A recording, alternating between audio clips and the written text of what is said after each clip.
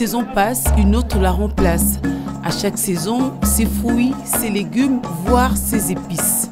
Seulement, la saison de pluie ne favorise pas la croissance de certaines plantes, le cas de ciboulette dont la rareté se justifie par la succession des fortes pluies.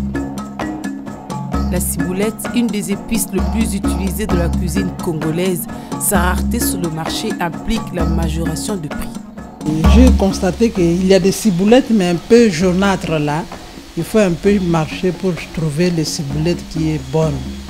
Parce que à cause de la pluie, on ne sait pas trouver vraiment comme on paye d'habitude pendant la saison sèche. C'est ce qui, puis ça a aussi un peu de prix. Pourtant, les plus avisés peuvent mieux conserver cette épice et ne pas souffrir de sa disparition. Normalement, si on avait de bons courants, ça serait un peu facile.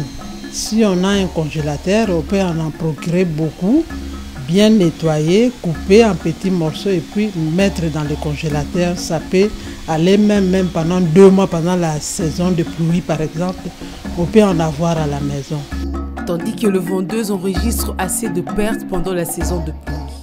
Lorsque les pluies se succèdent, certaines épices se font rares. Par contre, quand les pluies font une bonne rotation avec le soleil, nos récoltes sont bonnes.